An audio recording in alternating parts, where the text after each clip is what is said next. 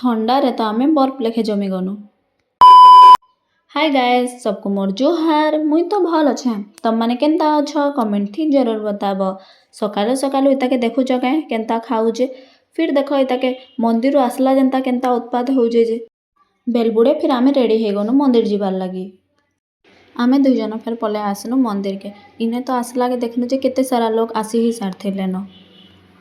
आसुन सार तो पहला मुई मोर दीप के जलैतेली इताके देखुच काए कहली इताके फोटो गुटे उठाबी आस कहला कि केते नाटक करूजे। दीप जलेकिना फिर मुई पले आसली भोले बाबा के टिके दर्शन करवार लगे। आमर मंदिर भी केड़े सुंदर सजा है जे टिके देख। धीरे धीरे जेनता राति हेते जाउथला हेनता न एते शीत होउथला जे ना बाहरे बसबारटा ही मुश्किल लागुथला।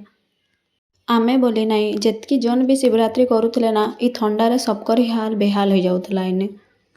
जेतकी लोग भी शिवरात्रि करसन ना सबकर माइंड इटा ही चालुथेसी जे महादीप केतले चढ़वा।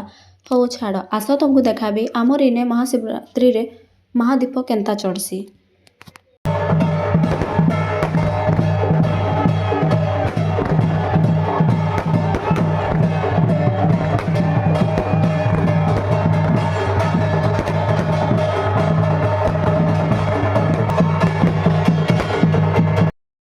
एंता भावरे आमर शिवरात्रि मना हसी तमर आड़े केनता काଣା करस कमेंट थी जरूर बताब।